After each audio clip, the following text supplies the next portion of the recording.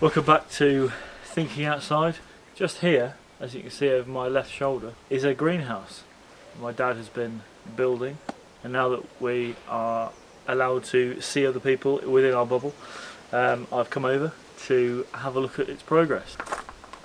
Hi. Here you go. So Armed and dangerous. Armed and dangerous, yeah, exactly. So the greenhouse has been built over the last few months by Dad. Do you want to go into a bit of detail? Yeah, well, what we've done is a series of videos. I'm going to put those up on your channel. Yeah, can do. If Yeah, that's okay. Yeah, it's fine. And so stay tuned, and you'll see each of them as they come up. About 18 months ago, when we had the garden landscaped here, we were left with this space that we were always going to turn into a vegetable garden, and about a year ago I started working on this area and sorting it out. And one of the first things we did was build this raised bed, and if you like I'll post separately on how I built this thing. We started planning to have a shed in the corner there, but this turned into having a greenhouse instead.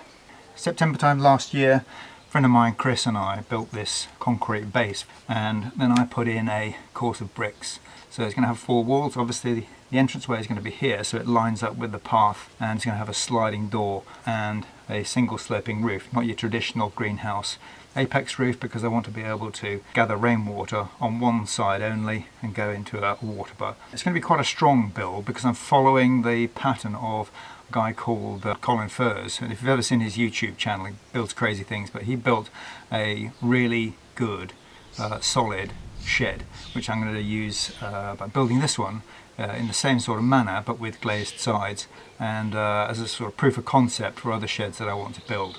First thing we're going to do is make square corner posts out of these pieces of timber. So what we're going to do is screw and glue them together to make really strong corner posts.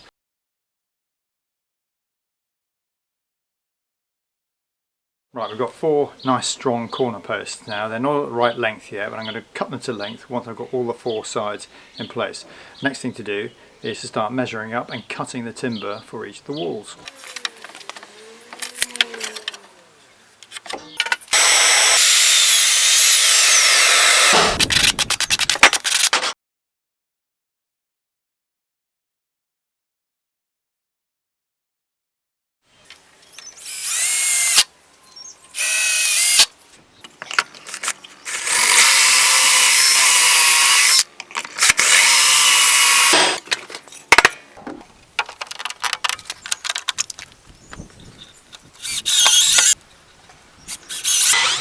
Well, I've made 2 of the walls, the back wall and the left wall, and dry fitted those together just to make sure they all fitted.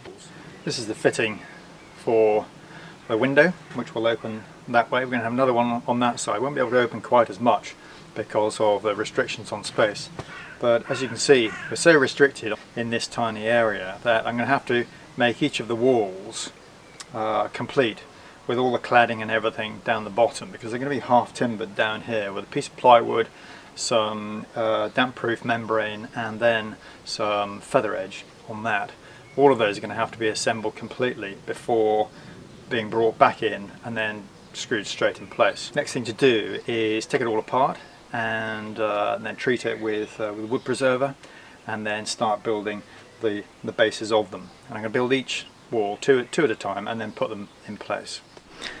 So it was a little tricky getting these things up in the corner here, right, getting the measurements right, and you can see that this back wall is just slightly higher than the front wall here.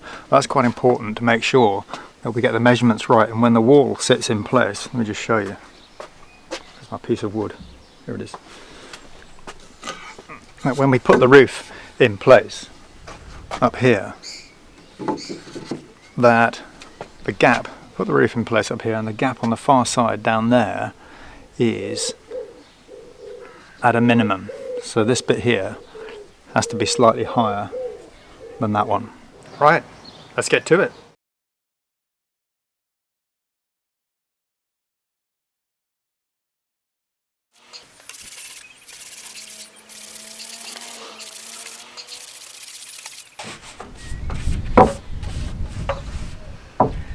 Alright, this is the boring bit. It's got to be done though, because if this thing is to stay together and not rot, then a bit of preservative is always going to do it good. Alright, Amazon delivery. think I know what this is. Window catches, I think. Oh, alright, nice. So here's one of the walls nearing completion. This is the inside. On the outside we've got chipboard and then a waterproof membrane wrapped around. Next thing to do is to fit a windowsill, and I'm just using an ordinary piece of skirting board here, which I've used the table saw to cut a rain drip here so that rainwater doesn't go underneath. This is going to be painted as well. That's going to be cut to fit all the way along, and after that we're going to stick featherboard on there, starting at the bottom, working our way up, and then paint that.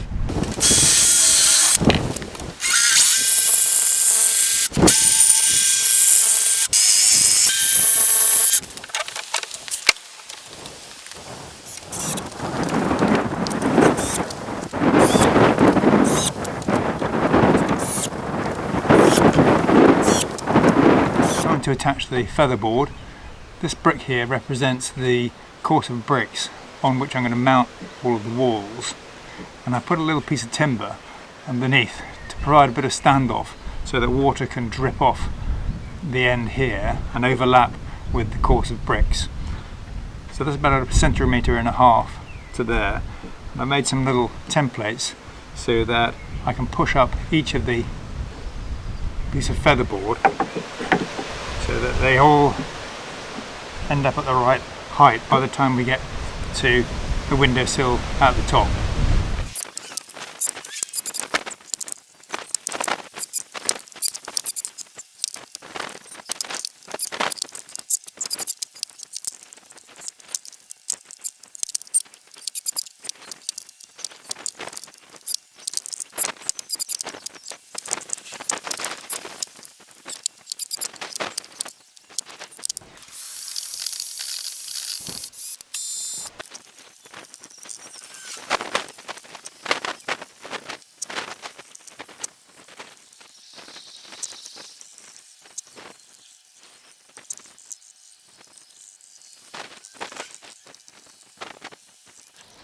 So, windowsills fitted, featherboard in place and painted. Now what we need to do is put some window frames in.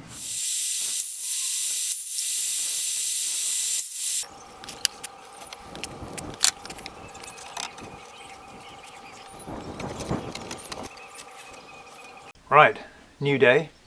First thing to do today is drill some pilot holes in these frames and then give them a dab of paint. And then what I'm going to do is, come with me, is I'm going to put some sealant on some of the frames that I've already fitted. Now, these frames fit reasonably neatly, but where they don't, there's 1 or 2 gaps and things. And I think if I don't put some sealant on these frames, then because of the restrictions on space, once they're in place, if they start leaking, then I'm not going to be able to get round to put some sealant on. So the only way I'll be able to fix that is by sealing it from the inside, which would be a bit of a pain. So what I'm going to do is tape up the seams and then put some sealant on them. I've already done these. Took a shed load of masking tape to put it on there, but I'm going to have a go anyway and do it quite neatly. I mean, in principle, all I could do is just like slap some sealant on there, but that's not really the way I do things. So I want to see I can do it really neatly. I think it'll look quite cool. On those bits it'll be seen anyway. So I think I'm going to use black sealant on there, see how it goes.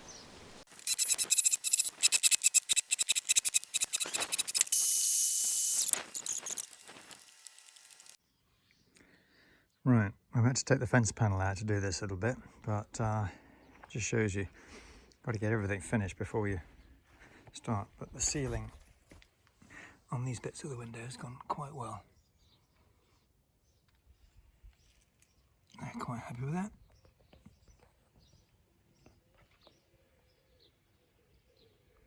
Now that we've got the window frames fitted inside the window openings and sealed on the outside, I'm going to look at fitting some windows now.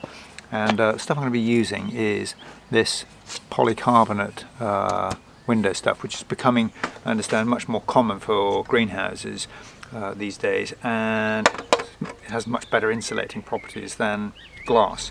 So this is the stuff we're going to be using, and be fitting it inside the windows like this, and then sealing it on the outside and sticking another strip of wood on the inside just to finish it off, sealing that on the outside with some clear sealant, and I think this is going to look pretty good.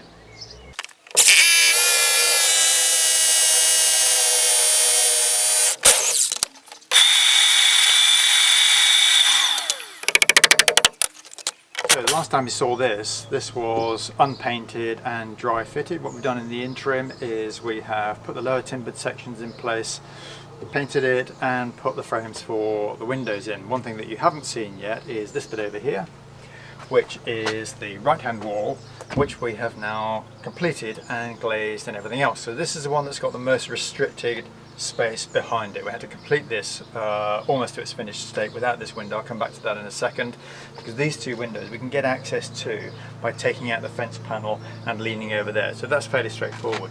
You might notice that, that this window is now in a different position from that one over there. So although it grates slightly with my sense of symmetry, I've moved it because you might be able to see behind this post here there is a concrete post, and the window wouldn't have opened very far. So what I did was I swapped these two uprights over so I could have the window here and give it plenty of opening space. So that's where we are at the moment. I think that looks pretty good. Next thing to do then is to build the final wall, which is the front piece, and get that in place. So first thing to do with that is to get the corner posts in place, measured up and cut, and then move on. Let's get on with it.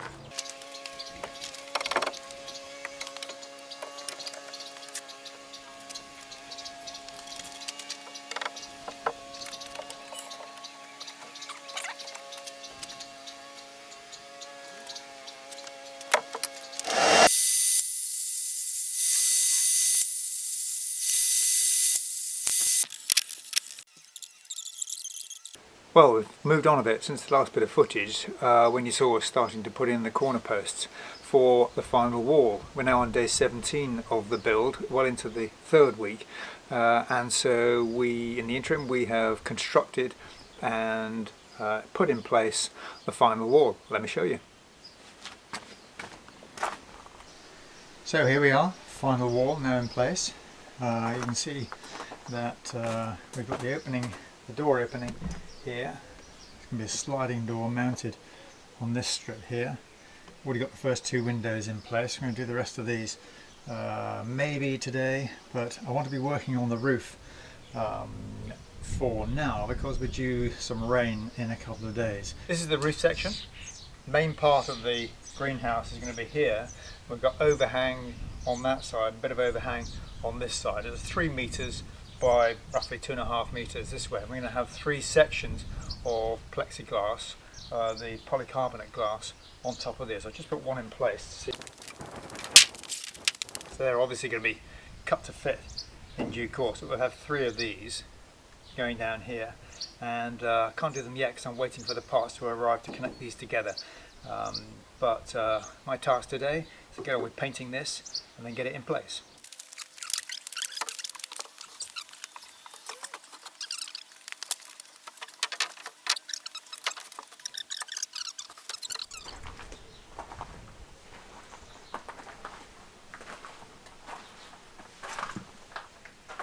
Well, we're now a month into the project, and there's been a lot going on in the interim since the last filming, and I haven't filmed absolutely everything, but we've got the roof on and got the roof glazed, got some guttering in, and all of the fixed windows are now in place, sealed. All the beading on the inside has been done, so it's been a great milestone to get this whole thing weatherproofed. The next thing to do is the windows. And so the hinges that I'm going to use for the window are the kind that you'd expect to see in double glazing windows, these sort. I'm going to make the windows a bit more secure than standard sort of hinges, and that's what I'm going for. A little bit tricky to fit because they've got to go in exactly the right position in the window frames. But I'm up for that challenge and we'll see how it goes. Okay, here's the window, all cut to shape. What I've done is beveled out with the router an inside edge so that the window can sit in there, and on top of that is going to go a covering that looks like this. We've routed these edges as well.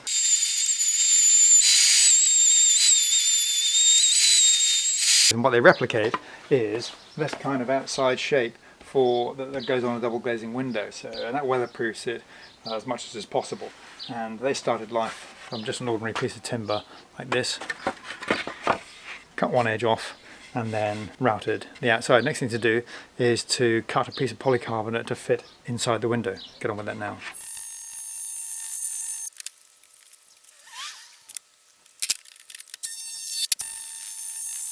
Okay, so having routed and sanded the framework that's going on the outside of the window, I have glued it together, but I've fitted it. The easiest way for me to fit it was to staple the edges as I was gluing it together, and so it now looks like this as an outside frame, and I think you agree that looks pretty good.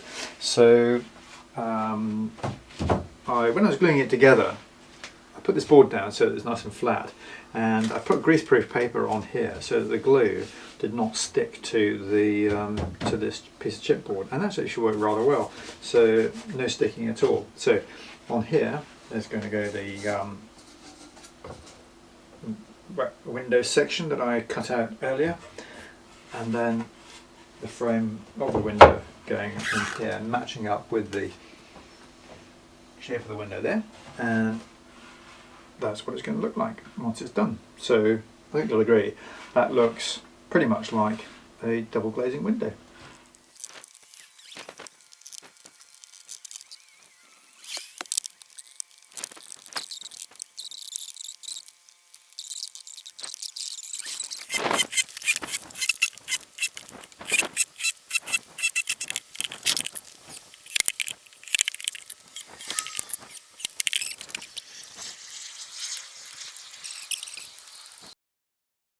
Right, sort of moment of truth now with the window.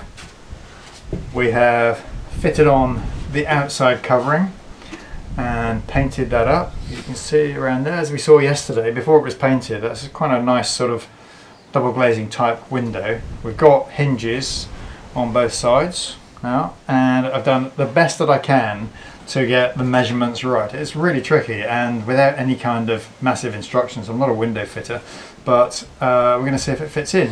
Got my helper here, Ben. Get this thing in, see if it fits. Moment of truth, here we go. Alright. Yeah.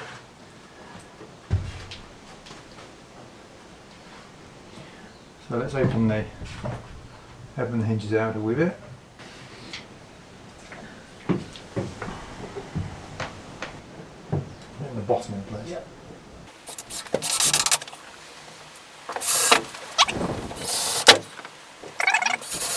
Okay. So is it? How's that? Yes. Good stuff. All right. First time. It looks good out there. Yeah, it's good. Okay. Just pull that open a bit. So let's see how that looks. Yeah, very nice and close. All right. Okay, so now it's just a case of finishing off the surround with the beading. Well, we've moved forward a couple of days now, and the beading on this window is complete with the latch as well. So it all works pretty well. We've also fitted the window on the far side, exactly the same as this one. We've also, in the interim, been fitting the door. Let me show you.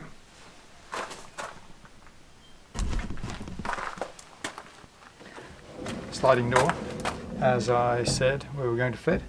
Got routed insides to take the windows, and it fits pretty well too. So that is essentially the greenhouse complete. So five and a half weeks it's taken us to build this, and we're really pleased with the way it's gone. You might be able to see inside. We started fitting out the interior. We've also started on the water systems as well. I'm going to post separate videos on those. So that's it, we're complete. And if you've liked this video, please give it a thumbs up. Consider subscribing, we'll be posting more. And also hit the bell and you'll be emailed when we have posted more. So for now, see you later.